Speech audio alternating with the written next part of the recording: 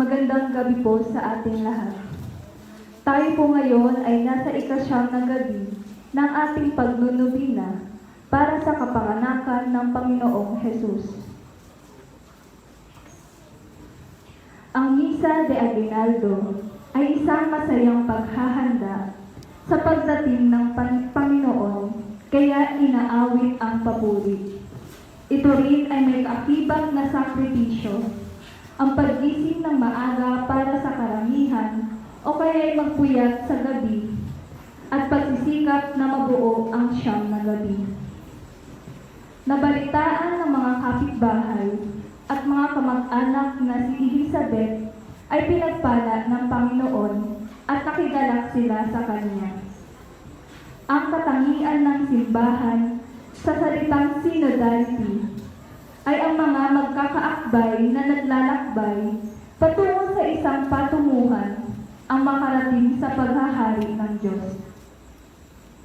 Ang katagang synodality naman na hinugot mula sa salitang synod ay nagsasaad ng napakahalagang katangian at kalikasan ng simbahan ng buhay at misyon nito.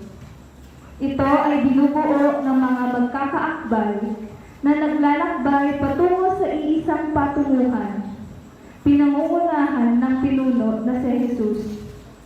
Ginagabayan at pinalalakas ng Espiritu Santo sa mga gampanin nito sa loob ng kasaysayan na dalhin ng lahat ng tao sa bansa sa pagtanggap at pagsampalataya sa Panginoong Hesukristo at pagsasabuhay ng salita ng Diyos. Sa madaling salita, ang akbay-lakbayang ito ay isang napakabisang paglalarawan ng nagdimisyon at naglalakbay na simbahan, mga alagad na nagkakaisa kay Jesus at sama-samang nakikinig sa Espiritu Santo, nananalangin at naghahangad na makarating sa dakilang paghahari ng Diyos. Ang mamumuno po sa ating pagdiriwang ngayong gabi ay si Reverend Albert Balbastro ng St. Therese. Magsitayo po ang lahat at awitin ang pagbungad na awit.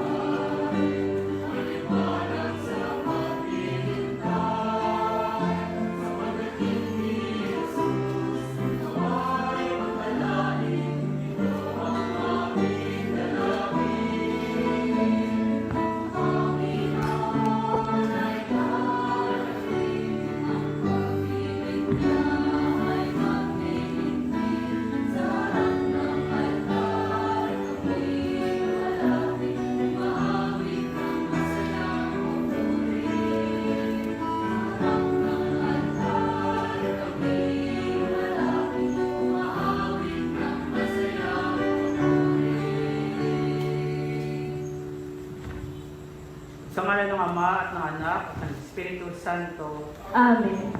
Mga kapatid, tinipon tayo ni Jesucristo bilang bahagi ng kanyang katawan upang papurihan ang Ama sa langit. Sa ngalan po ng ating pura paroko na si Reverendo Ernesto Raimundo, tayo ay tinatanggap sa liturhiya para sa araw na ito. Sa binyag, tayo ay namatay sa kasalanan at nagiging bagong nilalang. Sumasampalataya tayo, bagamat tayo ay nagkasalang muli. patuloy na namamagitan para sa lahat ng tao ang ating Panginoong Jesucristo. Kaya hilingin natin sa Panginoong Yesus na patawarin tayo sa ating mga kasalanan upang ang ating ligaya sa pagdiriwang na ito ay magiging ganap. Mga kapatid, aminin natin ang ating mga kasalanan upang tayo'y maging marapat na gumanap sa banal na pagdiriwang. Inaamin ko Sa makapangyarihang Diyos at sa inyo mga kapatid, na lubha akong nagkasala sa isip, sa salita at sa gawa at sa aking pagkukulang. Kaya isinasamo ko sa mahal na Birhen Maria, sa lahat ng mga anghel at mga banal, at sa inyo mga kapatid, na ko'y ipanalangin sa Panginoong ating Diyos. kaawaan tayo na makapangyarihang Diyos, patawarin ang ating mga kasalanan at patnubayan tayo sa buhay na walang hanggan. Amen. Panginoon, kaawaan mo kami. Panginoon, kaawaan mo kami. Kristo, kaawaan mo kami. Kristo, kaawaan mo kami. Panginoon, kaawaan mo kami. Panginoon, kaawaan mo kami.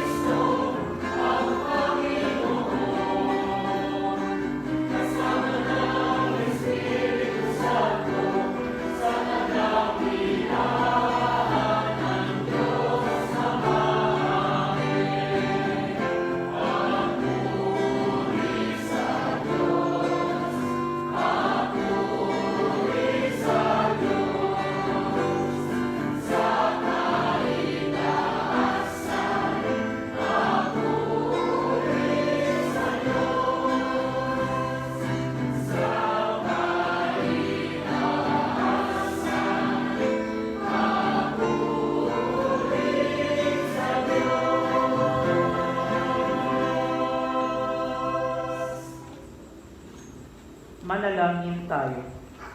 Ama naming makapangyarihan, patawarin mo ang aming mga utang, sapagkat kami hindi makakabayad ng lubusan. Kaya't makaligtas nawa kaming tanan pakundangan sa pagdalangin ng mahal na Birheng Ina ng Diyos para sa aming kabutihan sa pamamagitan ni Jesucristo kasama ng Espiritu Santo magpasawalang hanggan. Amen. Magsupo ang lahat at makinig sa pagpapahayag ng salita ng Diyos. Sa unang pagbasa, ang pagdating ni Elias, ang tanda ng muling pag-uugnay ng Diyos at ng kanyang bayan. Ang pagbasang ito ang nagpapakahulugan ng kapanganakan ni Juan Bautista na pumarito sa espiritu ni Propeta Elias.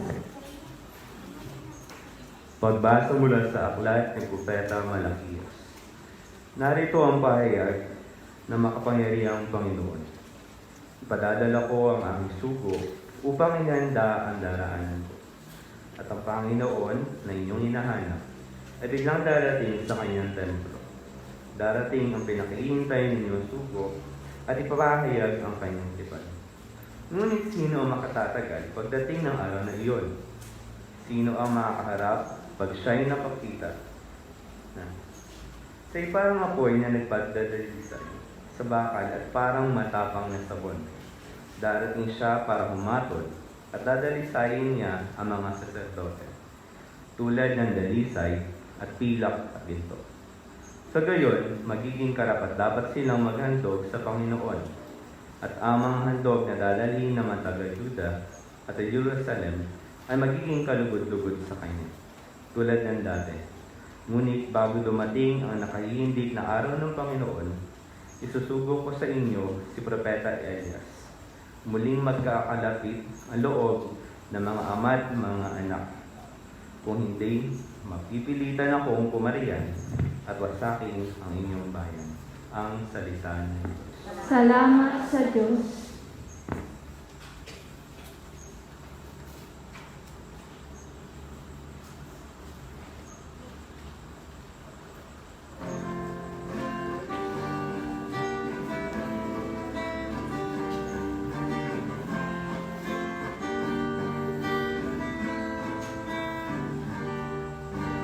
Ang kabutihan ng Panginoon,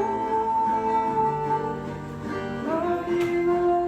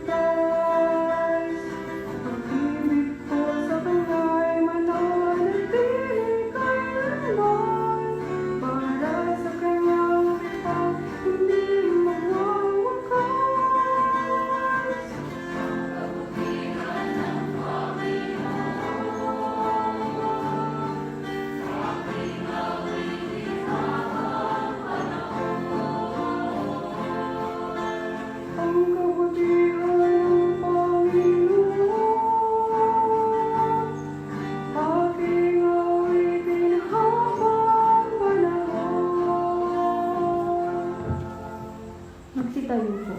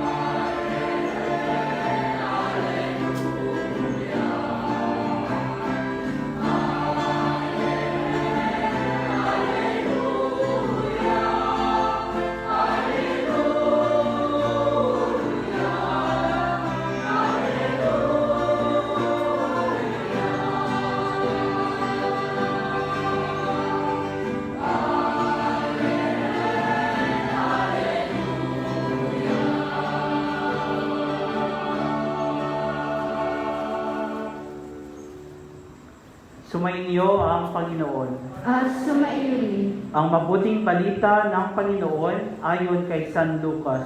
Papuri sa iyo, Panginoon. Dumating ang oras ng pagpanganganak ni Elizabeth at nagluwal siya ng isang sanggol na lalaki. Napatlitaan ng kanyang mga kapitbahay at mga kamag-anak na siya'y pinagpala ng Panginoon at nakigalak sila sa kanya. Nang ikawalong araw, dumalo sila sa pagtutuli ng sanggol. Zacarias sana ang ipapangalan sa kanya, gaya ng kanyang ama. Ngunit sinabi ng kanyang ina, hindi, Juan ang ipapangalan sa kanya. Subalit wala isa man sa iyong mga kamag-anak ang may ganyang pangalan, wika nila. Kaya't hinudyatan nila ang kanyang ama at itinanong kung ano ang ibig niyang itawag sa sanggol. Humingi siya ng masusulatan at sumulat ng ganito, Juan ang kanyang pangalan. At namangha silang lahat. Pagdakay nakapagsalita siya at nagpuri sa Diyos. Natakot ang lahat ng kanilang kapitbahay, ano pa't naging usap-usapan sa buong kaburulan ng Judea ang mga bagay na ito. Pinakaisip-isip ito ng lahat ng nakakaalam at ang kanilang tanong, magiging ano kaya ang batang ito, sapagkat maliwanag na sumasa kanya ang Panginoon. Ang mabuting balita ng Panginoon. Pinupuri ka namin, Panginoong Heso Kristo. Magsiupo po ang lahat. Magandang gabi po sa inyong lahat. Ngayong gabi po, nakarinig po tayo ng magandang kwento. Isa pong kwento ng papanganak. Pag meron pong batang nanganganak, it's a blessing daw po sa isang pamilya. So nakarinig po tayo ng kwento ng pagpanganak ni Elizabeth. Narinig din natin yung pagpunta ng kanilang nakigalak, yung mga kapitbahay at kamag-anak nila. At nakita din natin na nakapagsalita na ang kanyang asawang si Zacarias. At pinangalanan nila yung anak nila na si Juan. Ano po ba yung nakukuha natin sa ebanghelyong ito? Sa akin pong pagninilay, para sa akin, ito po yung inaanyayahan po tayo ng ebanghelyo na magbalik tanaw. Magbalik tanaw sa ating mga nakaraan. Balik tanawin natin yung mga taong nagbigay po sa atin ng pangalan. Balik tanawin natin ngayon kung sino po yung mga taong nakigalak sa atin. Sino po yung mga taong andyan sa hirap at ginhawa. Kung sino po yung mga taong nagbigay ng pangalan sa atin at naging tayo. Kung hindi dahil sa kanila, wala tayo ngayon. Kasi po pag nagbalik tanaw po tayo, doon po natin makikita. Kung balik tanawin natin lahat ng nangyari sa atin, doon natin makikita na ang Diyos ay andyan. Ang Diyos ay nagmahal sa atin. Ang Diyos ay dyan sa hirap man at ginhawa. Andyan ang Diyos para tumulong sa atin, magmahal sa atin, at gumabay po sa atin. Titingnan din natin lahat kung ano yung mga nangyayari sa atin at makikita po natin sa buhay natin na kapuri-puri talaga ang Diyos kasi mahal ako ng Diyos. Sa aking buhay po, nung binalik tanaw ko po yung buhay ko, bakit ako nandito? Because of my family, sa mga taong nakasalubong ko, sa mga taong na-meet ko along the way. Ipinanganak po ako sa Pasay, sa Malibay. Pero both of my parents, my mother and my father are Ilonggo. Nag-meet po sila sa Manila, kinasal. Nangupahan po sila sa Pasay, sa Malibay. Doon po ako pinanganak until 3 years old po. Umuwi po kami ng Iloilo because of poverty.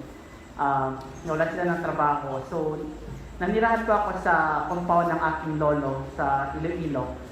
And yung compound na yun po, yung mga tiyuhin ko, ang naghubog sa akin kung bakit ako naging ganito, naging madasali. Meron po kasi sa barangay namin, I don't know kung napapractice nyo dito, pero sa Iloilo po kasi, uso po kasi yung tinatawag na barangay Sang Birhen. Yung pupunta kami sa bahay-bahay, araw-araw, at yung statue po ni Mary o yung barangay, ilalagay sa bahay, magro-rosary, tapos the next day kukunin naman, transfer naman sa kabilang bahay. So araw-araw po namin yung ginagawa. At yung mga tiyahin ko po, nanay, tatay, saka mga lolo-lola ko po, sila po yung laging matasalin, kaya lagi po ako sa simbahan. Sila po nagbubog sa akin, nagturo sa akin kung ano po yung tama, kung ano po yung turo ng Diyos. Sila yung mga una kong katikista doon. At as time goes by, kahit saan man po ako mapunta, nandoon yung mga taong nagmamahal sa akin. Kahit dito sa Pilipinas o sa labas ng bansa, sa misyon, nandoon po, nakikita ko lagi yung paggalaw ng Diyos, yung pagmamahal ng Diyos sa akin.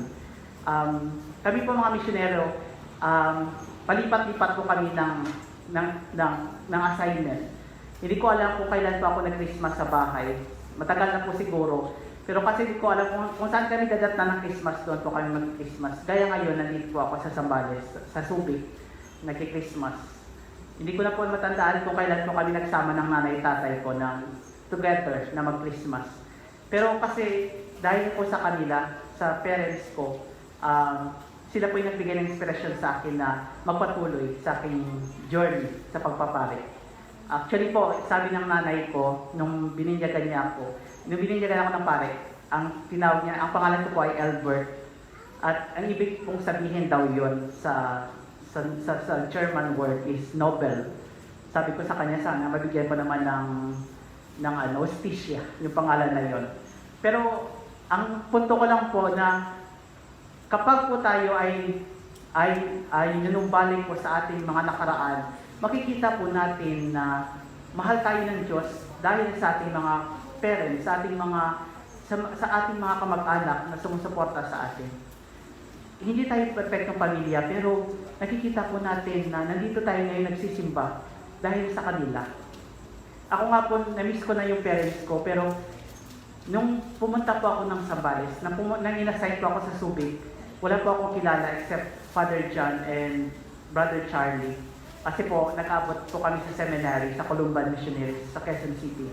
Doon ko po sila nakilala. Pero ngayon po, ang dami ko nakakilala. Lay minister, mga youth, kayo po, yung pagtanggap sa akin dito, yung pagmamahal ng mga tao sa Subic, nagpapatunay lang po na ang ating pong hinihintay na Misaya ay buhay. Nabubuhay ang Diyos dahil sa pagmamahal ng tao. Pagmamahal natin, yun po yung hinihintay natin na mabubuhay, na yung pagdating ni Jesus o yung pagsilang ni Jesus ay yung nagiging buhay sa ating puso kasi nagmahal tayo. Nagiging bukas palad tayo, nagmamalasakit tayo sa kapwa. Kaya yun po yung pagbabalik natin, makikita natin yung buhay na Diyos. Hindi yung mismong Diyos, pero yung tao, yung mga tao sa likod kung bakit tayo naging ganito, kung bakit tayo naging successful sa buhay, kung bakit po tayo naging masaya sa buhay. Dahil po sa mga taong yun, nagbigay ng pangalan sa atin, nakigalak sa time ng kagalakan, nakiramay po sa atin, sa time ng kapigatian. Andyan sila. Sila po yung naging matatag yung pananampalataya natin dahil sa kanila. Siguro yung iba po sa inyo, yung nanay nyo, yung tatay nyo, yung lolo-lola nyo, yung umakay sa inyo, papunta sa simbahan. Kaya po nandito kayo ngayon. Kaya po yung mensahe na po ng Ebanghelyo, pag nagbaliktad na po tayo, makikita natin na at pasalamatan po natin ng Diyos at po papurihan natin dahil dinala niya yung mga taong yun sa atin. At ialalahanin po natin yung mga taong yun. Alalahanin din natin yung mga nangyari sa atin kahit nung last year lang na malapit na natin ma-survive itong pandemic na to. Nabuhay po tayo hanggang ngayon. Di ba kahapon sinabi ko, mapalad tayo. Ganon din po, mapalad tayo kasi meron po mga taong tumutulong sa atin. Meron po mga taong bumuo sa atin kung bakit tayo naging kayo, naging Albert ako. Kasi sa mga taong yun. Nagbigay sa akin ng identity, nagbigay sa akin ng karunungan ng kung ano yung tama sa mali. Kaya po, ngayon po, hingin natin sa Diyos na balik-tanawin po ninyo sa pag-uwi ninyo, ano po ba, sino ba yung mga tao behind me, sa likod ko na nandyan, hanggang ngayon na andyan. Kahit patay man sila o buhay, kahit patay man po siguro sila, pinagdadarasal po naman nila tayo sa langit. Naniniwala pa ako na kahit patay man po yung mga kamag-anak natin, pinagdadarasal pa din nila po tayo. Kaya po pasalamatan po din natin sila. Pasalamatan natin ng Diyos at papurihan siya habang tayo nagbabalik tanaw kasi po naging tayo dahil sa mga taong pinadala niya. Amen. Magsitayo po ang lahat. Pinangalan ng Juan, ang anak ni Zacarias na nangahulugang mapagpala ang Diyos. Kami dumadalangin ngayon, Ama, nang may pananalig sa iyong pag-ibig at pagpapala. Ang ating pong tugon, Panginoon, pagpalain mo ang iyong bayan. Panginoon, pagpalain mo ang iyong bayan. Maipakita nawa ng mga pinuno ng simbahan at ng pamahalaan ang kagandahang loob mo sa pamamagitan ng kanilang tapat na paglilingkod sa bawat mananampalataya at mamamayan. Manalangin tayo. Panginoon, pagpalain mo ang iyong bayan. Biyayaan mo ang aming mga frontliners na patuloy na nakikipaglaban sa salot ng COVID-19 virus ng lakas ng loob at tibay ng pananampalataya sa iyo. Manalangin tayo. Panginoon, pagpalain mo ang iyong bayan. Pahalagahan nawa namin ang aming pagiging Kristiyano at isabuhay ang mga pangakong nakapaloob sa binyag na aming tinanggap sa simbahan. Manalangin tayo. Panginoon, pagpalain mo ang iyong bayan. Matuto nawa kaming lumingap sa mga nakatatanda, mga may sakit, mga nangungulila, at mga biktima ng sakuna. Manalangin tayo. Panginoon, pagpalain mo ang iyong bayan. Makapiling mo nawa sa buhay na walang hanggan ang mga kapatid namin pumanaw na, lalong-lalo na ang kaluluwa ni na Herminia Ampunin, Eliseo Labampa, Esther Labampa, Elenita Labampa, Maria Teresa Labampa, at Maria Cecilia Labampa. Manalangin tayo. Panginoon, pagpalain mo ang iyong bayan. Sa ilang sandali ng katahimikan, ating ipanalangin ang iba pang mga pangangailangan ng ating pamayanan, pati na rin ang ating pansariling kahilingan. Manalangin tayo. Panginoon, pagpalain mo ang iyong bayan. Ama naming mapagpala, tunghayan mo na may awa ang iyong nagsusumamong sambayanan. Magsikap nawa kaming masundan ang iyong kalooban upang matagpuan kaming karapat-dapat sa mga kaloob mong dakilang pagpapala sa ang pagdating ni Jesucristo, anak mo at aming Panginoon. Amen.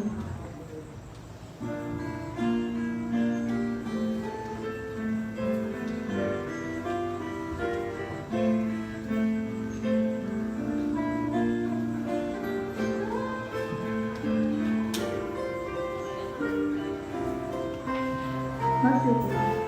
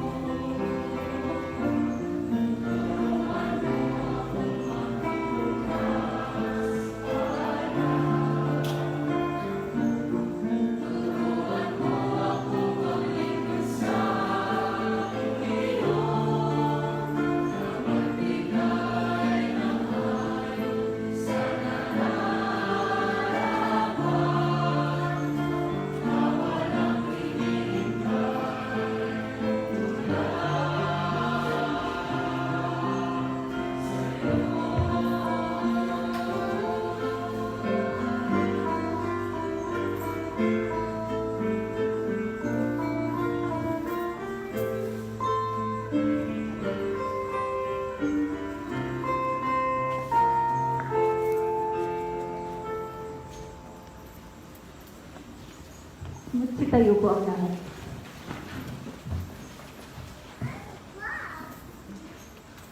Manalangin tayo. Diyos na aming Ama, ito ang araw ng iyong anak, aming Panginoong Jesucristo, ay muling nabuhay at nagdulot ng kagalakan sa buong sanlibutan. Ito ang araw ng siya'y nagpakita sa kanyang mga alagad at ibinigay sa kanila ang kapayapaan, kagalakan at buong pag-asa. Ito ang araw ng kumain siya kasama nila sa dalampasigan at magpakilala siya sa kanila sa pira-piraso na tinapay sa Emmaus. Ang ating pong tugon, parangal at papuri sa iyo, Poong Diyos. Parangal at papuri sa iyo, Poong Diyos. Ama namin, anong nakila sa iyong pag-ibig sa amin tuwing kami nagtitipon. Ikaw ay nasa aming gitna at nadarama namin ang iyong malabis na pagmamahal. Pinupuri, pinasasalamatan ka namin dahil sa kaloob mo sa amin sa araw na ito. Dahil sa kapayapaang dulot mo at dahil sa tinapay ng buhay.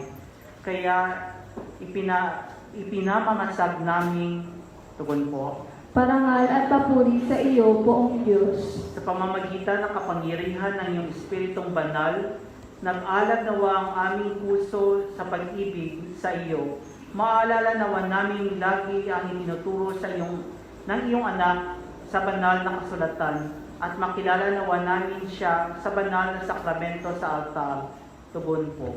Parangal at papuri sa iyo, Poong Diyos. Kasama ng aming obispo na si Bartolomeo, ng aming pura paroko na si Ernesto, at ang simbahang laganap sa buong daigdig, pinupuri at pinasasalamatan ka namin, Diyos na aming Ama, sa pamamagitan ng iyong anak, na aming Panginoong Jesucristo, na nabubuhay at nagahari kasama mo at ng Espiritu Santo, iisang Diyos magpasawalang hanggan. Amen. Ngayon po manalangin tayo mga kapatid sa ating Ama sa pamamagitan ng panalangin itinuro sa atin ng ating tagapagligtas.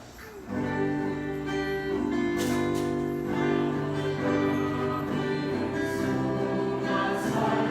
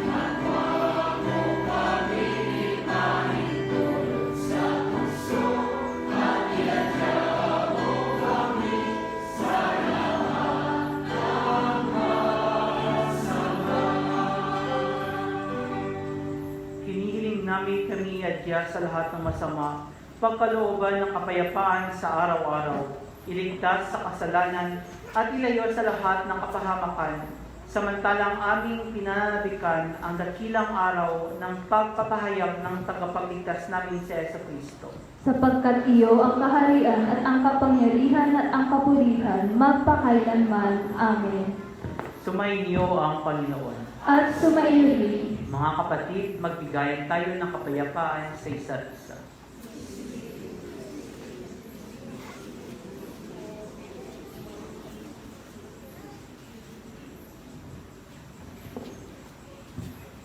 Kordero ng Diyos na nag-aalis sa mga kasalanan ng sanlibutan, maawa ka sa amin. Kordero ng Diyos na nag-aalis sa mga kasalanan ng sanlibutan, maawa ka sa amin. Kordero ng Diyos na nag-aalis sa mga kasalanan ng sanlibutan, ipagkaloob mo sa amin ang kapayapaan. Magsiluhod. Ito ang kordero ng Diyos na nag-aalis ng mga kasalanan ng sanlibutan. Mapalad ang mga inaanyayahan sa kanyang banal na bikini. Panginoon, hindi ako dapat na magpatuloy sa iyo, ngunit sa isang salita mo lamang ay gagaling na ako.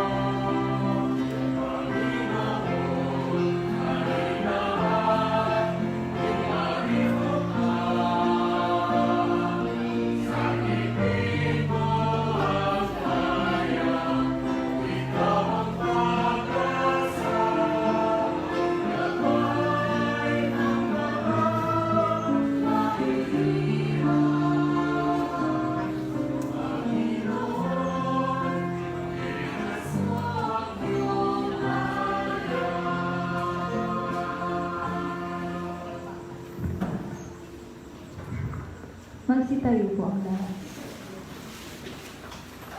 Manalangin tayo.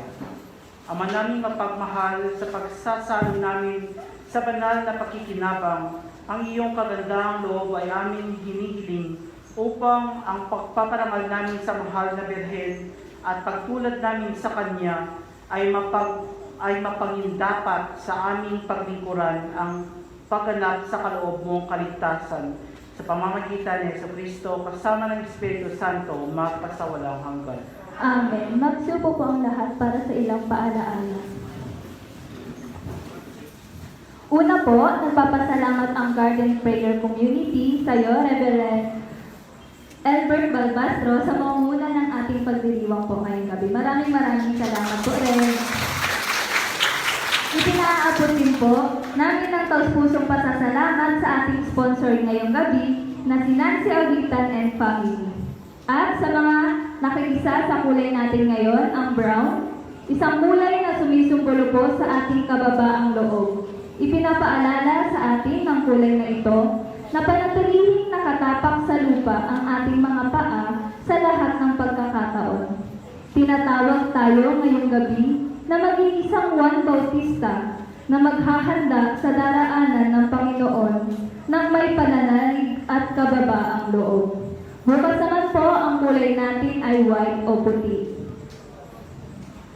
Sa December 24 naman po, bisperas ng Kapaskuhan, ang pagdiriwang po natin ay magsisimula sa ganap na 8:30 ng gabi. Ito po ay sisimulan natin sa pamamagitan ng panunuluyan at susundan po ng banal na misa sa ganap na 9:00 ng gabi.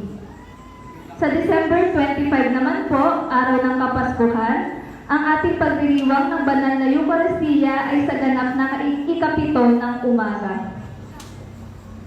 Sa may mga dala naman pong alay para sa gift-giving, maaari po natin ilagay yan sa altar pagkatapos po ng misa, at sa mga nais pa pong magbigay ng kanilang donasyon para nga po sa ating gift-giving o pamaskong handog para po sa mga kapatid nating nangangailangan, kayo po ay maaaring makipag-ugnayan sa ating mga volunteers o sa tindahan po sa baba. Yun lamang po at maraming salamat. Magsitayo po ang lahat.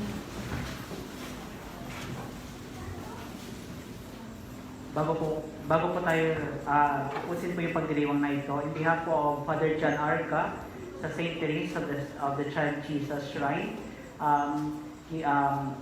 binabati namin po kayo ng isang maligayang Pasko at manigong bagong taon. Salamat po sa pagpunta niyo dito, sa pakikinig po sa akin, sa siyam na araw na pagsasama natin. Nawa po ay bigyan po kayo ng papala ng Diyos at lagi ko po kayong isasama sa aking mga panalangin. Manalangin po tayo. Jesus, dakilang Panginoon, sinasamba ka namin bilang natatanging anak ng Diyos. Pumarito ka sa lupa upang magbigay ng buhay sa sangkatauhan. Pinasasalamatan ka namin dahil sa pamamagitan ng pagkamatay mo sa krus. Pinagpala mo kami sa pagkakaloob mo sa binyag at pinagyaman sa banal na komunyon at sa iba pang sakramento. Dumito ka sa aming buhay, O Jesus, puspos ng Espiritu Santo, nang sa gayon ay maibig ka namin ng buong isip, lakas at puso, at mahalin ang aming kapwa tulad ng sarili para sa pagmamahal sa iyo. Dagdagan mo ang aming pag-ibig para sa pagdating ng araw na kami tawagin mula sa libingan patungo sa kalwalatian ng buhay ay makapiling ka namin sa walang hanggang ligaya sa langit. Diyos na aming Ama, binusog mo kami ng tinapay ng buhay. Ipagkaloob mong mamuhay kami bilang isang sambayanang nagmamahal at nagpapahalaga sa bawat isa sa pamamagitan ni Jesucristo na aming Panginoon. Amen. Mga kapatid, yayamang may pagdiwang na natin ang misteryo ng kamatayan at muling pagkabuhay ng ating Panginoong Jesucristo. Humayo tayo at ipahayag ang salita ng ating narinig at mamuhay ayon sa sakramento na ating tinanggap. Pagpalain nawa tayo lahat ng makapangyarihang Diyos, ang Ama, ang Anak at ang Espiritu Santo. Amen. Tapos na po ang ating pagdiriwang, humayo tayong mapayapa, mahalin at paglingkuran ang poong Diyos. Salamat sa Diyos.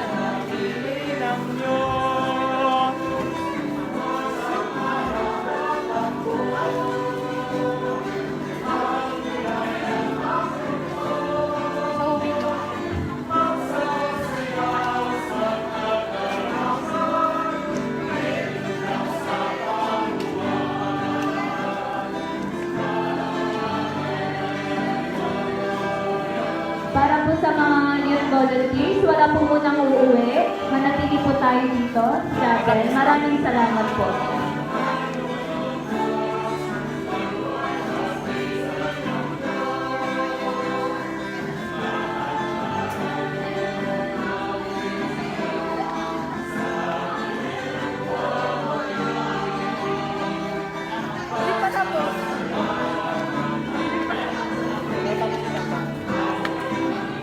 Para po sa mga youth volunteers, dumito na po tayo sa chapel. Wala po muna po uwi. Salamat po.